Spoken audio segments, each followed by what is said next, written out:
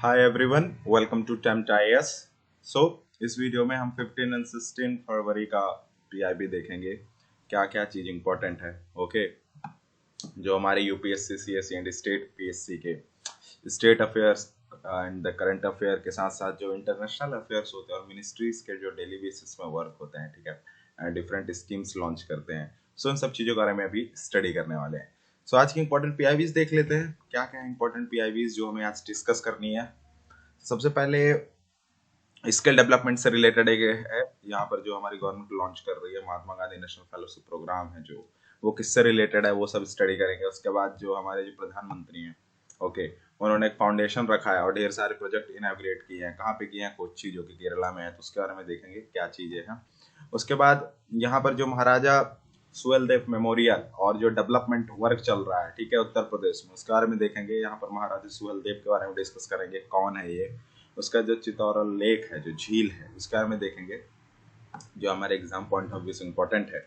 उसके बाद हमारी गवर्नमेंट ने जो एक नया इनिशिएटिव लिया, सब mission on seeding and planting material, ठीक है, यहाँ पर जो सीड की क्वालिटी को सुधारने के लिए यहाँ पर ये स्कीम जो लॉन्च की गई थी हमारी गवर्नमेंट द्वारा, इस स्कीम के बारे में पढ़ेंगे हम। ये स्कीम कैसे है, रिलेटेड है, किससे क्या है। उसके बाद LRSM मिसाइल है जो, ठीक है, जो सरफेस टू एयर मिसाइल है यहाँ पर, जिसका प्रोडक्शन अभी और ज़्यादा बढ़ाया जा रहा है, तो इस मिसाइल के बारे में डिस्कस करेंगे। देन उसके बाद पढ़ने वाले हम नेशनल फूड सिक्योरिटी मिशन। ये क्या मिशन है, इसका कब लॉन्च हुआ, किसके द्वारा, इसका मीनिंग क्या, ऑब्जेक्टिव क्या है। उसका लास्ट में देखेंगे ग्रैप नेट के बारे में। तो जो एपडा ने क्या किया, ग्रैप नेट में ढेर सारे इंटीग्रेशन किया, ढेर सारी चीज ऐड की है, तो उसके बारे में लास्ट में देखेंगे। Okay, so these are the 7 PIBs that we will discuss in this video. Okay, so सबसे पहला पीआईबी अब देख लेते हैं क्या है। सो सबसे पहले पीआईबी किससे रिलेटेड है? Mahatma Gandhi national fellowship programme से रिलेटेड है, ठीक है। तो ये जो प्रोग्राम जो हमारी जो गवर्नमेंट द्वारा जो लॉन्च हुआ है, ठीक है, तो ये प्रोग्राम एक्चुअली में है क्या, इसके डिटेल देखते हैं कि प्रोग्राम की डिटेल्स क्या क्या हैं। तो डिटेल देखते हैं सबसे पहले। तो it is a 2 year fellowship programme, और ये किस लिए लाया गया है? To boost the skill development at the district level, ठीक है, स्किल डेवलपमेंट के लिए रिलेटेड है, यहाँ पर बूस्ट करने के लिए। और ये जो प्रोग्राम है किसके अंदर डिजाइन किया गया है? ये डिजाइन किया गया है अंडर द संकल्प स्कीम, ठीक है, संकल्प स्कीम है, उसके अंदर इसको डिजाइन किया गया है, जिसको हमने कल भी डिस्कस किया था। ओके, अभी फिर से हम उसको डिस्कस कर लेंगे, संकल्प स्कीम किस लिए है। और इसी के अंदर इस जो महात्मा गांधी जो फेलोशिप प्रोग्राम है, इसको इसके अंदर लॉन्च किया गया है। जो प्रोग्राम है करने क्या वाला है, what is the aim of this programme? To address the challenge of non availability of personnel for implementation of Harris programme at national और स्टेट और डिस्ट्रिक्ट लेवल, ठीक है। तो कुल मिला के यहाँ पर अगर हम बात करें ऑब्जेक्टिव की, तो तरीके से जो स्किल डेवलपमेंट है, जो national level, state level, district level पे यहाँ पर उसकी बूस्ट करने की बात चल रही है। उसके साथ अगर बात करें कि और क्या पॉइंट्स हैं, तो ये launched on a pilot basis in the 75 district across Gujarat, Karnataka, Meghalaya, Rajasthan, Uttar Pradesh and Uttarakhand, and it has been built component on the on ground practical experience with the district administration, इसके द्वारा ये बिल्ड किया गया है, ठीक है। तो these are the key highlights of this programme. Okay, जो प्रोग्राम का तो हम एक चीज तो यहाँ पर जान गए कि स्किल डेवलपमेंट के लिए, और किसके अंदर असाइन किया गया संकल्प इसके अंदर। तो हमारे लिए दो चीज इंपॉर्टेंट होती है। सबसे पहले तो यहाँ पर संकल्प स्कीम है, उसके बारे में डिस्कस करेंगे क्या है संकल्प स्कीम और किस किस मिनिस्ट्री ने इसको लॉन्च किया है। उसके बाद यहाँ पर अगर प्रोग्राम आता है किससे रिलेटेड, अगर पूछा जाए कि MGNF किससे रिलेटेड है, तो वो रिलेटेड है स्किल डेवलपमेंट से, अंडर दिस संकल्प स्कीम। ओके, संकल्प स्कीम क्या है? जो ministry of skill development entrepreneurship है, ठीक है, उन्होंने इस प्रोग्राम को लॉन्च किया था। और ये प्रोग्राम लॉन्च किस लिए किया था? To focus on the district level skilling ecosystem through convergence and the coordination. और यहाँ पर हमारी जो मिनिस्ट्री है, ministry of skill development and entrepreneurship, इन्होंने डिस्ट्रिक्ट लेवल जो स्किलिंग इकोसिस्टम को सुधारने के लिए ढेर सारे इनिशिएटिव्स लिए, जैसे कि स्किल इंडिया पोर्टल, ग्रांट्स, ढेर सारे ग्रांट्स दिए, ठीक है, grants means money. Okay, aspirational district, ढेर सारे डिस्ट्रिक्ट्स में जहाँ पर इसको लॉन्च किया गया। ओके, तो अब यहाँ पर अगर हम बात करें इस स्कीम के बारे में, तो ये स्कीम जो है एक तरह का सेंट्रली स्पॉन्सर्ड स्कीम है, ठीक है, और ये किसके साथ कोलैब कर रही है? Collaborated with the world bank. तो वर्ल्ड बैंक के साथ एक कोलैब कर रही है, तो इसमें एक तरह का असिस्टेंट जो है वो प्रोवाइड किया जाएगा by the world bank, and it's aim to implement the national skill development mission. और इसका मेन एम क्या है? To implement the national skill development mission, skilling को प्रोवाइड करने के लिए at the district level. Okay, इसके लिए इस स्कीम को लॉन्च किया गया था। तो याद रखना है कि सेंट्रल स्पॉन्सर्ड स्कीम है और ये स्कीम का हमने एम देखा, ओके, कि to focus on the district level skilling ecosystem, central sponsored scheme है। और इसके अगर ऑब्जेक्टिव की बात करें, the main objective of this scheme is the convergence, quality, evaluation system, inclusive and the opportunity. Convergence means creating a convergence among the skill training activities। ढेर सारे जो convergence होता है, ठीक है, between the skill training activities. और ये जो फंड दिया जाएगा ये दोनों गवर्नमेंट द्वारा, मतलब गवर्नमेंट ऑफ इंडिया और स्टेट बोथ इसको फंडिंग करेगा। क्वालिटी की बात करें जाए, इस ऑब्जेक्टिव जो सेकंड ऑब्जेक्टिव है क्वालिटी, इसका मतलब है improving the quality of skill development programmes through building a pool quantity of quality trainers, ठीक है, developing a mode curriculum and content, these are the things. उसका the evaluation system, establishing a robust monitoring and the evaluation system for the skill training programme. उसका inclusive and opportunity क्या है यहाँ पर, providing access to skill training opportunities to the disadvantages sections, ठीक है। And disadvantage section means मतलब जो section जो अभी बैकवर्ड है, ठीक है, जैसे कि एसटीज एचसीज हो गए, ठीक है, तो उन सब चीज़ों को ऊपर लाने के लिए यहाँ पर उनको अपॉर्चुनिटी मिलेगी, एम्प्लॉयमेंट मिलेगा, ठीक है, उनकी स्किलिंग को सुधारने के लिए। तो these are the main 4 objectives of this scheme. और देखिए जो संकल्प स्कीम है, वैसे ही सेम स्कीम एक और स्कीम है जो मिनिस्ट्री ऑफ स्किल डेवलपमेंट ने लॉन्च की थी। उस स्कीम का नाम है स्ट्राइव स्कीम, वो भी स्किल डेवलपमेंट से रिलेटेड है और उसमें भी कोलैब कर रहा है वर्ल्ड बैंक।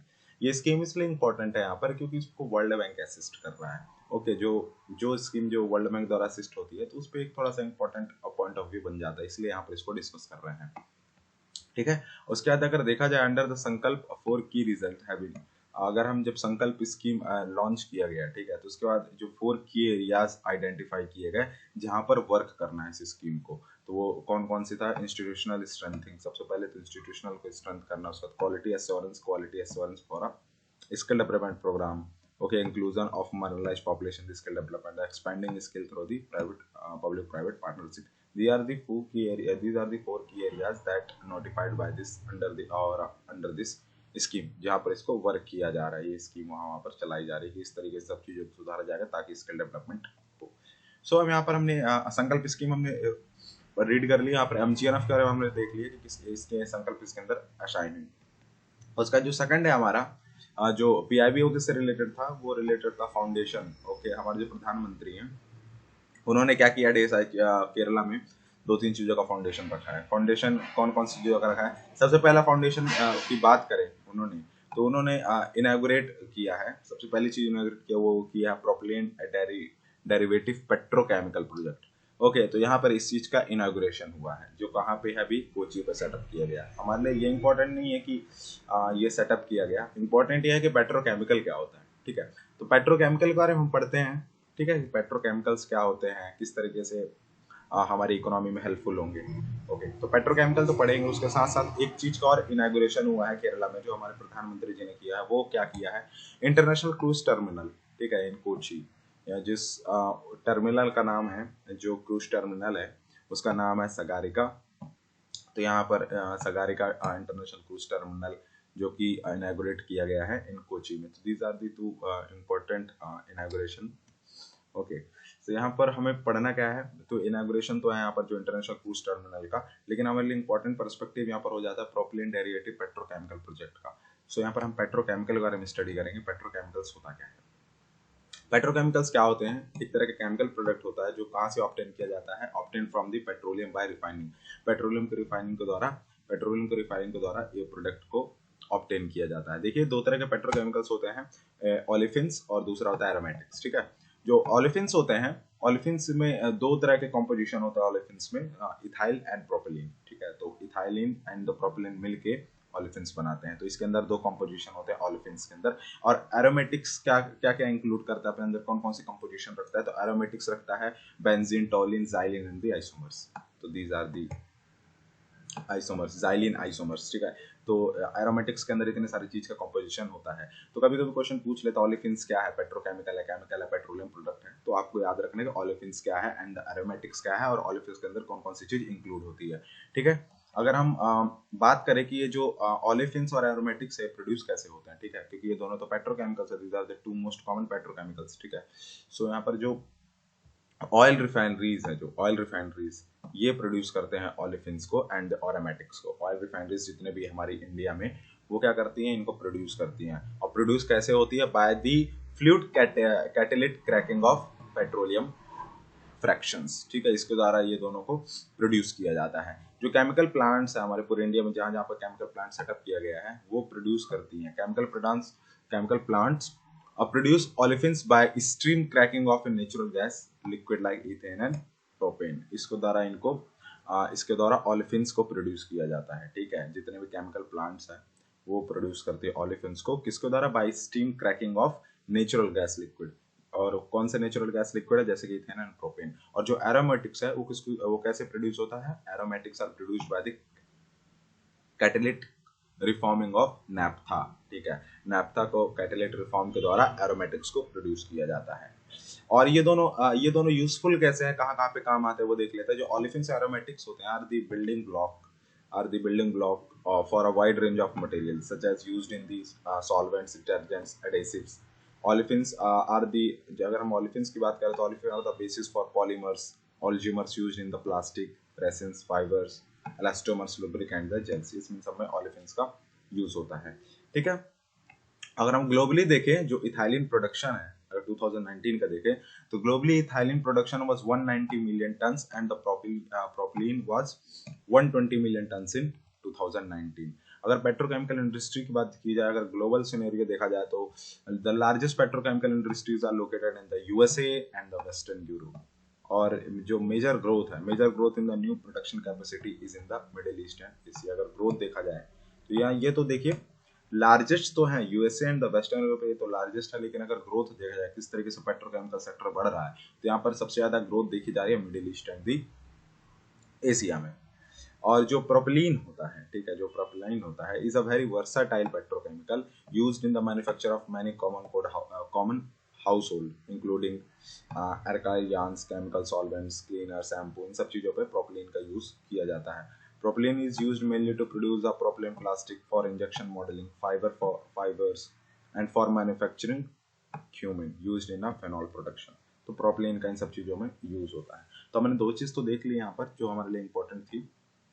पेट्रोकेमिकल पढ़ा, पेट्रोकेमिकल के टाइप्स पढ़ा, किस तरीके से ओलिफिन्स एंड एरोमेटिक्स बनाए जाते हैं और कहाँ पे यूज होता है।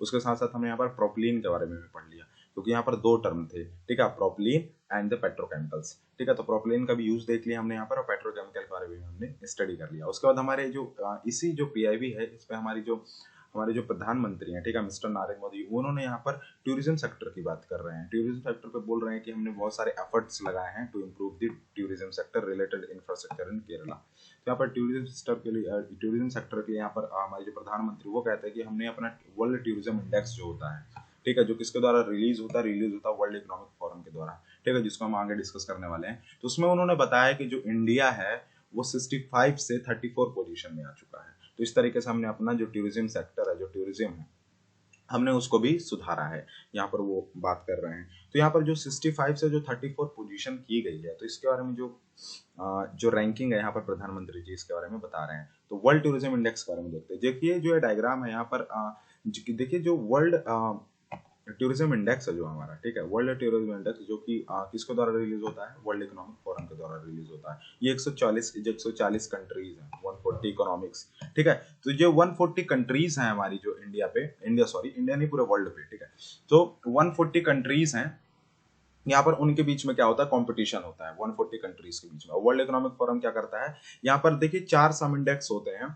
किसके अंदर होते हैं ये? वर्ल्ड जो इंडेक्स होता है, वर्ल्ड टूरिज्म इंडेक्स, उसके अंदर देखिए 4 तरह के इंडेक्स होते हैं। उस 4 इंडेक्स में सारी चीजों के नंबर दिए जाते हैं, उसके बाद रैंकिंग डिसाइड की जाती है। जैसे कि जो 4 इंडेक्स कौन कौन से होते हैं, जो क्राइटेरिया होता है जिसके अंदर फिर रैंकिंग डिसाइड की जाती है। तो 4 इंडेक्स कौन कौन से? Enabling environment, travel and the tourism policy and prevailing conditions, infrastructure, natural and the cultural ranking। तो ये चार इंडेक्स होते हैं, सब इंडेक्स होते हैं इस वर्ल्ड टूरिज्म इंडेक्स के अंदर। जिन 4 में से सभी को नंबर दिए जाते हैं, उसका पूरा ओवरऑल कैलकुलेट करके यहाँ पर ओवरऑल रैंकिंग दी जाती है कि हाँ इसके अकॉर्डिंग इंडिया की रैंक इतनी है। तो इंडिया की रैंकिंग कितनी है अभी? 34। तो आपको ये 4 सब इंडेक्स प्लीज, 4 जो सब इंडेक्स है प्लीज इसको नोट कर लीजिएगा, ओके। दीज 4 सब इंडेक्स इज वेरी इंपॉर्टेंट। और याद रखिएगा कि किसके द्वारा रिलीज होता है। और ये देखिए जो रिलीज होता है जो इंडेक्स है, ओके, जो टूरिज्म इंडेक्स है ये बाइनरली रिलीज होता है, मतलब साल में 2 बार रिलीज होता है, ठीक है। तो publish biennially by the World Economic Forum, travel and the tourism competition report and the index benchmarkers, ठीक है। और 140 कंट्रीज जो मैंने आपको बताया, ठीक है, उनके बीच में ये कैलकुलेट किया जाता है 140 कंट्रीज के बीच में। 4 इंडिकेटर्स जो मैंने आपके अभी डिस्कस किए, दीज आर द 4 इंडिकेटर्स जहां पर इन सब चीजों को देखा जाता है, okay. So these are the 4 indicators, और इनसे कैलकुलेट किया जाता है किसी भी कंट्री की रैंकिंग को। और देखिए जो 4 इंडिकेटर्स हैं जो हमने अभी डिस्कस किए, enabling environment, travel and the tourism policy, enabling condition, infrastructure and the natural culture ranking, इसके अंदर बहुत सारे सब इंडेक्स हैं, ठीक है। तो ये तो होगा इंडिकेटर्स, जो इंडिकेटर्स के अंदर ढेर सारे छोटे छोटे 90 सब इंडिकेटर्स हैं, ठीक है, ओके। और 14 वेरिएबल्स हैं।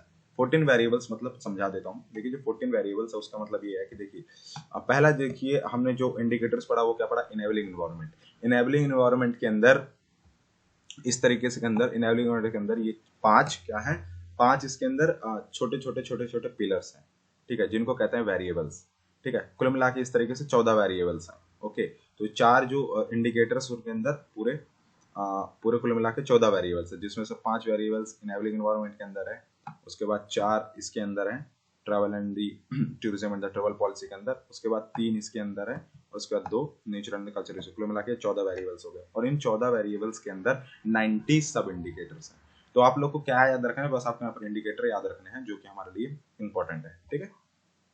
तो ये थे इंपॉर्टेंट चीज। यहाँ पर टूरिज्म इंडेक्स के अंदर याद रखिए किसके द्वारा रिलीज होता है, बाइनरली रिलीज होता है ये by the World Economic Forum, okay. Globally scene देख लेते हैं। यहाँ पर ग्लोबली सीन क्या है,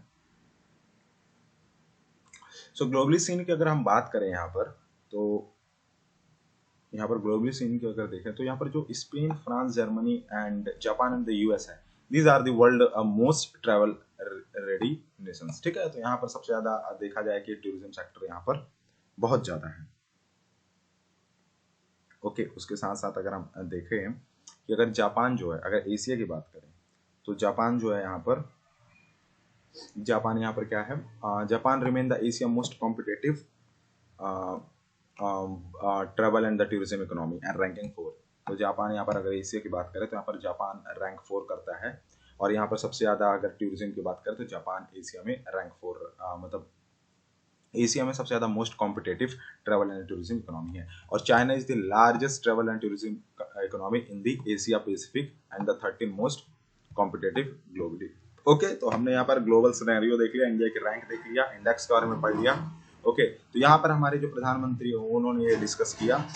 और ये था हमारा सेकंड पीआईबी जो आज जो सारी चीज से रिलेटेड था, हमने सारी चीज देखी। यहाँ पर पेट्रोकेमिकल इंडेक्स के बारे में सारी चीज पढ़ ली। उसका नेक्स्ट हमारा पीआईबी देख लेते हैं, वो रिलेटेड था महाराजा सुहेलदेव मेमोरियल से। और यहाँ पर जो चितौरा लेक है उसके बारे में डिस्कस कर लेते हैं। जो चितौरा झील है एक्चुअली में उत्तर प्रदेश में है, ठीक है। जिसको दूसरे नाम से अगर बात किया जाए तो अश्वत्थगढ़ का झील के नाम से भी जाना जाता है, और ये उत्तर प्रदेश में लोकेटेड है, ठीक है। It is situated about 8 kilometre from the Bharuch city, ठीक है। जहां पर ये मेमोरियल जो है जो तैयार हो रहा है ये यहीं पर ही तैयार हो रहा है, ठीक है। भैरच सिटी है जो उत्तर प्रदेश में, वहीं पर ये मेमोरियल सेटअप हो रहा है। और यहाँ पर ये झील हमारे लिए इंपॉर्टेंट हो जाती है। झील को याद रखिए कहाँ पर सिचुएटेड है, उत्तर प्रदेश में सिचुएटेड है। और इसका दूसरा नाम, ठीक है, वो क्या है, अश्वत्थवर्का, ठीक है, दूसरा नाम से अगर वो ले जाए तो। और एक इसके बगल से एक तरह का स्मॉल रिवर है, तेरी नदी करके, ओके, तेरी नदी करके फ्लो होती है फ्रॉम दिस लेक। और याद रखिए कि ये बहुत ज्यादा माइग्रेटरी बर्ड्स के लिए, जो माइग्रेटरीज जो बर्ड होती हैं, ठीक है, यहाँ पर एक तरह का बहुत ज्यादा पाया जाता है अगस्त से अक्टूबर के मंथ में, ठीक है। उसके बाद यहाँ पर सुहेलदेव के बारे में पढ़ लेते हैं। सुहेलदेव कौन थे, ठीक है, जो मेमोरियल जो बन रहा है यहाँ पर जो उत्तर प्रदेश में। तो Suheldev is a Indian king from the Shravasti. Shravasti से वो एक तरह का इंडियन किंग थे, ठीक है। वो इतने पॉपुलरली नोन क्यों, मतलब उन पर जाने क्यों जाते हैं, बिकॉज ही किल्ड दी गजनवीद के जनरल जो थे गाजी सैयद सलार मसूद, ठीक है, उनको क्या किया था, मारा था, ठीक है। तो जो गजनवीद के जो जनरल थे जो गाजी सैयद सलार मसूद, उनको क्या किया था, उनको किल किया था, इसीलिए ये जाने जाते हैं। और जो याद रखिए जो गाजी सलार मसूद हैं वो नेफ्यू हैं, नेफ्यू किसके हैं, मोहम्मद गजनी के नेफ्यू थे, और जिनको इन्होंने किल किया था। और अगर दूसरी बात करें और सुहेलदेव के बारे में, तो यहाँ पर देख लीजिए कि he is also mentioned in the 17th century Persian language historical romance Mirat i Masudi. ठीक है, तो वो एक तरह के पर्शियन लैंग्वेज हिस्टोरिकल रोमांस जो है, ठीक है, जो उनपे इनको मेंशन किया गया है। ठीक है, एंड उसके साथ साथ अगर बात करें जो हिस्टोरिकल रोमांस है जो किस बुक पे मेंशन किया गया, मिरात आई मशूदी, और ये किसके द्वारा लिखी गई है? ठीक है, ये लिखी गई है ये लिखी गई है किसके द्वारा?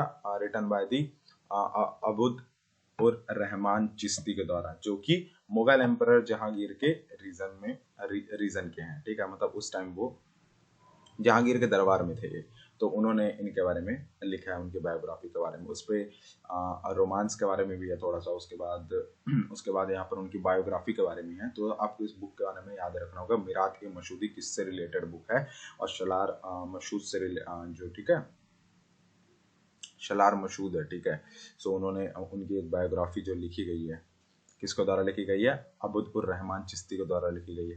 तो आपको याद रखना है कि शलार मशूदी के बारे में आपको यहाँ पर याद रखना है। उसके साथ साथ अगर दूसरी बात करें यहाँ पर, तो मिरात मशूदी किससे रिलेटेड है, तो वो सुहेलदेव के बारे में मेंशन करती है, कि सुहेलदेव के बारे में मेंशन करती है, उनके काम के बारे में, वर्क के बारे में। तो यहाँ पर, ठीक है, यहाँ पर दो चीज आपको याद रखनी है। उसके बाद अगर नेक्स्ट बात करते हैं, हम नेक्स्ट चीज के बारे में बात करते हैं कि नेक्स्ट पीआईबी क्या है हमारा। तो नेक्स्ट पीआईबी है submission on seeds planting material to produce supply quality seeds to farmer. तो क्या यहाँ पर हमारी जो गवर्नमेंट है क्या कर रही है, जो department of agriculture corporation farmer welfare, जो कि मिनिस्ट्री ऑफ एग्रीकल्चर के अंदर आती है, उन्होंने क्या किया, एक तरह का फार्मर वेलफेयर के लिए की स्कीम लॉन्च की थी। उस स्कीम का नाम क्या है? Submission on seeds and planting material. तो गवर्नमेंट यहाँ पर इस पे फोकस कर रही है, इस स्कीम पे फोकस कर रही है। तो यहाँ पर जो submission on seeds and planting material है, ठीक है, तो ये जो स्कीम है किस लिए है? It is scheme related to produce or supply quality seeds to farmer to enhance the productivity in the country through various component, namely seed village program, establishing of seed processing, seed storage godowns at the gram panchayat level। तो कुल मिला के यहाँ पर farmer को production को enhance करने के लिए, सीड क्वालिटी को इनहेंस करने के लिए, ठीक है, यहाँ पर ये प्रोग्राम को लाया गया था। और ये जो प्रोग्राम है ये किसके अंडर लॉन्च हुआ था? ये लॉन्च हुआ था national mission on agriculture extension and technology, इस प्रोग्राम को इम्प्लीमेंट की थी। National mission on agriculture extension technology जो है, इस प्रोग्राम को, ये जो स्कीम है, इसको क्या की थी? इम्प्लीमेंट की थी। और ओवरऑल ये स्कीम लॉन्च की गई है ministry of agriculture and farmer welfare के द्वारा। तो आपको ये बस ये याद रखना कि ये जो मिशन है ये किससे रिलेटेड है? For a good quality seeds to farmer to enhance the production and the productivity in the country। ठीक है, through the various components namely seed village program, okay, establishment of seed processing, इस सब चीज़ों के बारे में कि सीड विलेज प्रोग्राम इंट्रोड्यूस हो, उसके बाद अच्छे establishment of seed processing come seed storage godowns बने। सो इससे रिलेटेड ये स्कीम है submission on seeds and planting material. Okay, अब यहाँ पर ये चीज़ है कि देखिए आपको यहाँ पर एक चीज़ समझनी होगी कि ये जो स्कीम है, जो हमारी submission for seed and planting material, किसके अंदर इंप्लीमेंट हुई है? ये इंप्लीमेंट हुई है national mission on agriculture extension and technology, जिसको हम यहाँ पर पढ़ लेते हैं कि national mission on agriculture extension technology है क्या। देखिए व्हाट इज एग्रीकल्चर एक्सटेंशन, सबसे पहले तो यही समझना होगा कि जो स्कीम है इस पे एग्रीकल्चर एक्सटेंशन जो टर्म दिया तो वो है क्या। Agriculture extension refer to application of a scientific research और a new knowledge to agriculture practices through farmer education, farmer को एजुकेट करके यहाँ पर, ठीक है, यहाँ पर उसके जो एग्रीकल्चर प्रैक्टिसेस है उसको सुधारा जाए, इसका मतलब ये एग्रीकल्चर एक्सटेंशन का मतलब है। Refer to application of a scientific research and a new knowledge to agriculture practices through the farmer education. This include educating the farmer towards the cost effective and the remunerative mechanized farming for improved productivity and the sustainable growth। कौन सी ministry है जो इसको launch की है?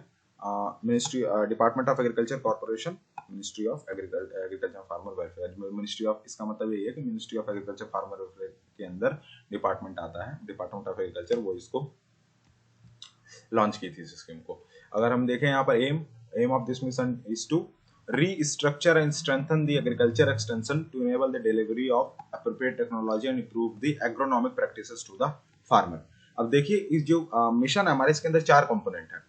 Submission on agriculture extension, submission on seed and planting material जो हमने ऊपर discuss किया। ओके, तो मैं आपको यही बता रहा था कि इसके अंदर इंप्लीमेंट हुई है। तो इसके 4 कंपोनेंट्स, आपको चारों कंपोनेंट्स याद रखने हैं। सबसे पहला component submission agriculture extension, second है submission on seed and planting material, third one is submission on agriculture mechanisation और fourth one is submission on plant protection in the plant quarantine. ये 4 कंपोनेंट है और 4 कंपोनेंट में से जो submission on seed planting material यहाँ पर उसकी बात गवर्नमेंट कर रही है। उसके बाद नेक्स्ट हमारी जो पीआईबी वो क्या है, यहाँ पर LRSAM के बारे में बातचीत चल रही है यहाँ पर। तो LRSAM क्या है, एक तरह का long range surface to air missile है। ये किसके द्वारा बनाई गई थी? It is jointly developed by the DRDO and the Israel के जो डिफेंस ऑर्गेनाइजेशन है IAI, उसके द्वारा ये बनाई गई थी। और किस लिए बनाई गई थी? To equip a latest ship on the Indian Navy. ये जो हम इंडियन नेवी की जो शिप है वहां पर इन सब चीजों को सेटअप किया जाएगा, ये इस मिसाइल को उस पे लगाया जाएगा। LRSAM जो मिसाइल है can provide point and the area defence against the various aerial targets including the fighter aircraft, subsonic, supersonic, cruise missile. This missile is powered by indigenous developed dual pulse rocket motor and the dual control system to impart required at the terminal faces. This state-of-art weapon system is designed with the active radio frequency seeker to identify, track, engage and destroy the target with the high skill probability. So इसके कुछ यहाँ पर हमने जो discuss किया उसके characteristics हैं कि क्या क्या चीज़ हैं यहाँ पर आपको याद रखना है किसके द्वारा डिजाइन की गई है। उसके बाद कुछ आप यहाँ पर अपने कॉपी नोटबुक में यहाँ पर या तो इस PDF में नोट कर सकते हैं कुछ कैरेक्टरिस्टिक्स। ओके, उसका नेक्स्ट हमारा जो जिसपे बात करने वाले वो रिलेटेड है नेशनल फूड सिक्योरिटी मिशन से, NFSM। तो देखिए नेशनल फूड सिक्योरिटी मिशन का यहाँ पर जो हमारी गवर्नमेंट क्या कर रही है यहाँ पर उसको और ज़्यादा प्रोडक्शन इंक्रीज करने के लिए यहाँ पर नेशनल फूड सिक्योरिटी मिशन पे और ज़्यादा सुधार लाने की कोशिश कर रही है। तो सबसे पहले नेशनल फूड सिक्योरिटी मिशन कब लॉन्च किया गया? तो national food security mission launch किया गया था 2007-8 में। और किस लिए लॉन्च किया गया था? To increase the production of rice, wheat and pulse. Rice, wheat and pulse के जो प्रोडक्शन है उसको इंक्रीज करने के लिए मिशन लाया गया था। Okay, through the area expansion and the productivity enhancement. So जो हमारी जो NDC है, जो नेशनल डेवलपमेंट काउंसिल है, उन्होंने अपनी 53rd मीटिंग में जो कि कब हुई थी 2007 में, वहां पर इस मिशन को क्या किया था? अडॉप्ट किया था और लॉन्च किया था। ठीक है, NDC किसके अंदर आती है? National development council. वो आती है department of agriculture and corporation के अंदर, जो ministry of agriculture and farmer welfare ministry है। तो कुल मिला के कौन से मिनिस्ट्री का है? Ministry of agriculture and the farmer welfare. So national food security mission उसका मिशन है और यहाँ पर NDC इसको लॉन्च कर रही है। ठीक है, तो ये मिशन को 2007 में लॉन्च किया गया था। और क्यों लॉन्च किया गया था हमने डिस्कस किया। To increase the production, to increase the annual production of rice by 10 million tons, wheat by the 8 million tons and the pulse by the 2 million tons by the end of 11th plan। जो 11th plan चल रहा था वहां उस time पे, उसमें था कि 11th प्लान खत्म होते होते हमें अपना जो प्रोडक्शन का जो रेशियो है राइस का, व्हीट का, पल्स का, इतना हमें बढ़ाना है। उसके बाद ये प्लान जो है, ये मिशन है, फिर ये जो मिशन है इसको बाद में कंटिन्यू रखा गया 12th 5-year प्लान तक। ठीक है, इसको फिर एक्सटेंड कर दिया गया इस मिशन को। तो 11th के बाद क्या किया गया कि अब 12th 5-year प्लान तक इसको रखा गया। उसके बाद इसमें क्या डाला गया कि हम अब इसमें प्रोडक्शन की जो लिमिट है उसको इंक्रीज करेंगे। तो 12th 5-year प्लान में क्या हुआ, इसकी जो प्रोडक्शन की लिमिट है उसको 25 मिलियन टन कर दिया गया। बोला गया कि अब हम जो राइस है ओके वो 10 मिलियन टन्स, और यहाँ पर जो व्हीट है वो 8 मिलियन, और जो पल्सेस है वो 4 million and the 3 million tons of course cereal by end of 12th plan. और यहाँ पर 12th प्लान खत्म होते होते हम इतनी सारी चीजों को इंक्रीज करना है। तो देखिए किस पर, तो पहले 11th 5-year प्लान में जब ये पॉलिसी लॉन्च हुई उसके बाद यहाँ पर एक तरह का एनुअल प्रोडक्शन रखा गया कि तो 10 मिलियन एनुअल में हमें प्रोड्यूस करना है। उसका 12 फिर जब 12th 5-year प्लान आया तो फिर से इस पर एडिशनल इंक्रीज कर दिया गया इस प्लान में कि अब हमें और ज्यादा यहाँ पर प्रोडक्शन चाहिए राइस का। उसके बाद अगर हम देखा जाए कि जो 12th हमारा जो 12th 5-year प्लान था जो हमारा, उसके बियॉन्ड उसके बाद भी इस मिशन में 13 with the additional target of 13 million ton of food grain. ठीक है, यहाँ पर बाद में 13 मिलियन टन का फूड ग्रेन और एडिशनल टारगेट रखे गए। तो इस तरीके से धीरे धीरे देखिए इस मिशन में टारगेट किस तरीके से इंक्रीज किए गए। ओके, सो आपको इसमें टारगेट्स याद नहीं रखने हैं, आपको यहाँ पे आपको NFSM के बारे में पढ़ना है, किसके द्वारा लॉन्च हुआ, किससे रिलेटेड है, प्राइमरी किससे रिलेटेड है। तो यहाँ पर कभी कभी क्वेश्चन आते हैं ना कि सारे पल्सेस से रिलेटेड है, सारे फूड प्रोडक्ट से रिलेटेड, ऐसा नहीं है। To increase the production of rice, wheat and pulses. ठीक है, तो ये चीज आपको याद रखनी है NFSM के बारे में। आपको याद रखना है कि जो देखिए जो मेजर कंपोनेंट्स हैं NFSM के, ये है पूरे मेजर कंपोनेंट्स जहां पे ये फोकस कर रही है। तो किन किन चीजों पे यहाँ पर प्रोडक्शन पे फोकस कर रही है, तो देखिए राइस पे वीट पे, पल्सेस पे, कोर्स सैरल्स पे, उसका nutri cereals, commercial crops, oil seed palms and the seed village programme. ठीक है, तो ये सब है major components national food security mission के।